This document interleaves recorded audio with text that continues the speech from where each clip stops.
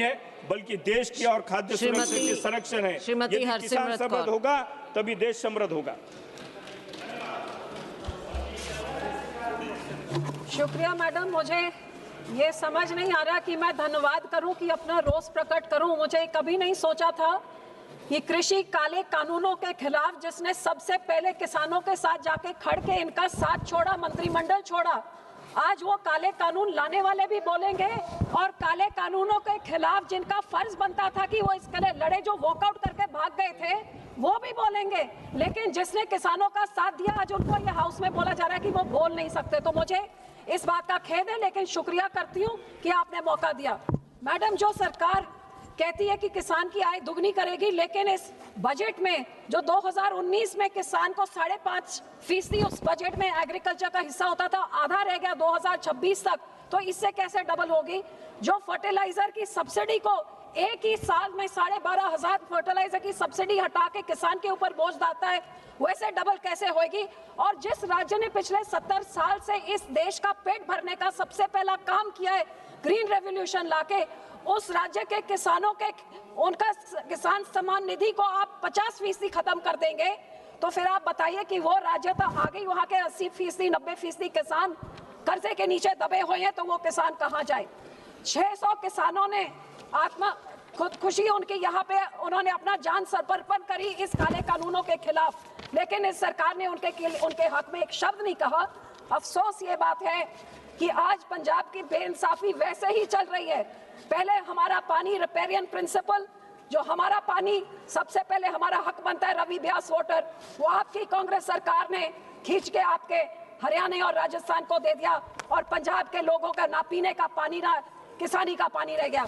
और ये अब SYL का नहर आप लोग सब जोड़ के बनाना चाहते हैं, बचा कुचा पानी में ले जाना चाहते हैं। हमारे डैम जो हमारे पानी के ऊपर, हमारे जमीन के ऊपर हमारे लोगों को हटा के हमारे जो डैम बने, वो इन लोगों ने 2021 में ऐसे कानून लाए कि BBMP के बोर्ड में से पंजाब का हिस्सा ही सारा, नुमाइंदगी सारी हटा दी, और फिर जब बारिश होती है तो डैम खोल के पूरे पंजाब में तबाही फैलाई जाती है। जब पानी कम होता है दूसरे राज्यों को दिया जाता है। ये कहाँ का इंसाफ है? मैडम, इसी तरह मैं आज यही बेनती करना चाहूंगी कि ये जो हिस्टोरिक बेइंसाफी हमारे साथ चल रही है, ये सारे बेइंसाफी खत्म किया जाए। पंजाब में 2025 में 40 साल का सबसे बुरा वहां पे ओथे हड़ आया। अब मेरे से पहले जो बात कर रहे थे यहाँ पे आम आदमी के, और ये सारे जने आप लोग, इनका सरकार ने उधर जाके फ्लड टूरिज्म 20 मंत्री वहां पे गए, पर वहां पे 12,500 करोड़ कहते हमने SDRF दिया है। एक नवा पैसा किसी को नहीं, ध्वनि किसी को नहीं मिली। तो जो 12,500 करोड़ ये आम आदमी पार्टी से खा गई है, तो आपने कौन सी इंक्वायरी बैठाई है और कहां आप इंश्योर कर रहे हैं कि वो पैसा उनको मिले? आज मैं यही बेनती करती हूं कि सबसे पहले हमारी मांग यही है कि किसानों की MSP, स्वामीनाथन फॉर्मूला, C2+50% सारों की मांग है, आप उसके बारे में आप बात करिए। उसके बाद मैं ये बात मांग करती हूँ कि पंजाब को अपने पानियों का पूरा हक दिया जाए, रिपेरियन प्रिंसिपल्स फॉलो की जाए, restore full right of Punjab on riparian principle over our waters. BBMP में जो हमारा मेंबर हटा दिया उसको एक बार आप रिस्टोर करिए, ताकि पंजाब के ऊपर ना फ्लड होए, ना उसका पानी उससे चोरी किया जाए।